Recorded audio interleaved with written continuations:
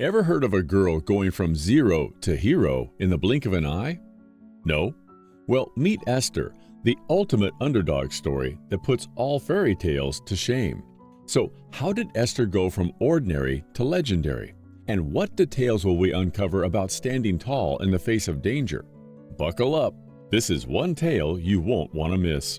Our story kicks off with young Esther, plucked from her ordinary life and thrust into the king's harem.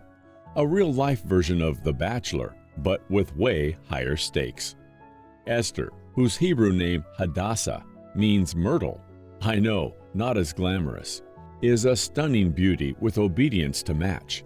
She's the daughter of Abihail, a cousin to Mordecai, her adoptive father, and is from the tribe of Benjamin. But shh, she's keeping her Jewish identity a big secret. Meanwhile, King Xerxes I is throwing this massive 6-month-long party to show off his wealth and power. Imagine the most lavish, over-the-top celebration you've ever heard of. Golden goblets, flowing wine, exotic dancers, the whole 9 yards. King Xerxes, in his tipsy glory, decides he wants to show off his beauty queen, Vashti. But here's where God's, though never once mentioned in the book of Esther, divine plan started to take shape.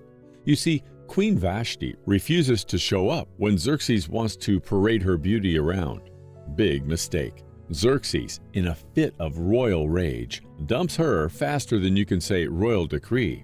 With Vashti out of the picture, the king needs a new queen. And how does a king find a queen? By hosting the ancient Persian version of The Bachelor, of course.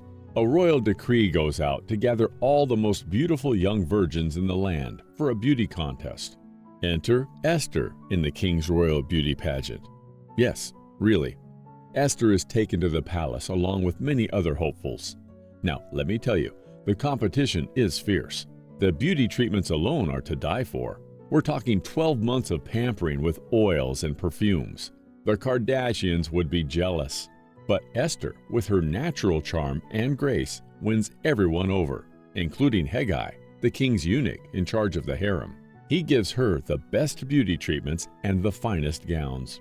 When it was Esther's moment with the king, he was totally smitten. He thought she was the hottest thing since sliced bread and crowned her queen on the spot. Then, of course, he threw a massive banquet to show off his new queen, Esther. But here's the interesting part. Esther kept her Jewish heritage on the lowdown. Why? Because wise old Mordecai warned her it could be a real drama fest if anyone found out she was a Jew. Now, Mordecai, ever the meddling cousin and adoptive father, lands a minor government job and soon uncovers a plot to assassinate Xerxes. Talk about timing. Mordecai reports this to Esther, who then reports it to the king. And Mordecai's name gets a permanent spot in the royal chronicles. Now, King Xerxes had one of those sleepless nights. You know the type, tossing and turning like a fish out of water. So he decides to dive into his favorite bedtime read, The Chronicles of My Fabulous Reign. As he flipped through the pages, he stumbles upon that information where our hero Mordecai busted the plot to take the king's life. Well, our restless king thought, I've got to reward this guy. Enter Haman, stage left, the king's top advisor. The king asks him, what should I do for someone I want to honor? Now, Haman, the drama queen that he is, thought, oh, he must be talking about me. So he starts gushing about extravagant gifts, parades, and all the bells and whistles. Imagine Haman's shock when the king says, great idea. Now, go do all that for Mordecai. The look on Haman's face? Priceless. But wait, the plot thickens. Haman is a certified villain who hates Jews. His ego is bigger than his hat, and he demands everyone bow to him. Mordecai, being the proud Jew that he is, refuses. So Haman convinces Xerxes to sign off on a plan to wipe out all the Jews in Persia. Yes, you heard that right. Total annihilation. Mordecai gets wind of this and goes straight to Esther and gives her the pep talk of the century, saying, do you think that because you are in the king's house, you alone of all the Jews will escape? For if you remain silent at this time, relief and deliverance for the Jews will arise from another place, but you and your father's family will perish. And who knows but that you have come to your royal position for such a time as this? Talk about laying it on thick. Esther, the queen herself, feels totally powerless. Why? Because approaching the king without an invitation could mean a swift trip to the gallows. And get this, King Ahasuerus hasn't called for her in a whole month. What's up with that? Trouble in paradise, perhaps? But don't count Esther out just yet. She asked all the Jews to pray and fast. She said, "Gather all the Jews in Susa and join me in a fast. For 3 days and nights we will eat and drink nothing.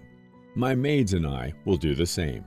With Mordecai's relentless urging, Esther decides to throw caution to the wind and declares, "I will go to the king, even though it's against the law. If I perish, I perish."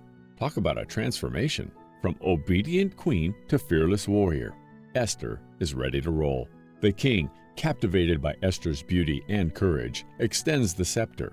She touches it and lets out a sigh of relief. But she doesn't blurt out the plot right away. Oh no, our girl is clever. She invites the king and Haman to a banquet, because who doesn't love a good meal before a showdown? At the banquet, the king is in high spirits and asks Esther what she wants, up to half the kingdom. But Esther, playing it cool, invites them to another banquet the next day. The suspense is killing me. At the second banquet, she eventually drops the bombshell about her Jewish heritage and Haman's evil plan. "If I have found favor in your sight, O king, and if it pleases the king, let my life be granted me and the lives of my people." The king is furious and storms out. Haman, realizing his doom, begs Esther for his life, but he's caught by the king in a compromising position, literally falling on the couch where Esther is reclining. Talk about bad timing. The king orders Haman to be hanged on the very gallows he had prepared for Mordecai. Talk about karma. But the story doesn't end there. The decree to destroy the Jews cannot be revoked, but the king issues a new decree allowing the Jews to defend themselves. On the appointed day, the Jews, with Esther and Mordecai leading the charge, triumph over their enemies. The whole thing turned into one big celebration. And it wasn't just a one-time shindig. They started this fabulous festival called Purim. Think of it as the ultimate yearly bash to celebrate God's epic deliverance. It's like if New Year's Eve and Mardi Gras had a baby, and everyone's invited. Now that's what I call a happy ending. Mordecai got the ultimate glow-up. He snagged Haman's top spot, and you know Haman must have been fuming in his grave. But wait, the Jews didn't just get a pat on the back. They got full-on protection across the entire land. Talk about a major plot twist, right? Esther's story is one of bravery, wisdom, and divine destiny. From humble beginnings, she rose to be a queen and saved her people. So next time you think about the ultimate underdog story, remember the power of perseverance and the human spirit. The top epic themes in the story of Esther. 1. God's sovereignty. If you think your life is out of control, look at Esther, the divine master in pulling strings left and right. God's got his hands all up in Esther's life, using every twist and turn to weave his grand plan. It's like the ultimate celestial chess game. And spoiler alert, God's always the winner. So next time your life feels like a hot mess, remember, the big guy upstairs is working it all out. 2. God's deliverance. Move over, Moses. Step aside, Joshua. Esther's in town, and she's here to save the day. God didn't just choose any random gal. He picked Esther to rescue his people from doom. And if that wasn't enough, through Jesus Christ, we're all getting a one-way ticket out of death and hell. Talk about divine intervention. It's like God is the ultimate superhero, swooping in to save his kids, just in the nick of time. 2 epic themes from the story of Esther that show just how much God's got our backs. Now, go out there and live your life knowing you're part of the ultimate divine plan.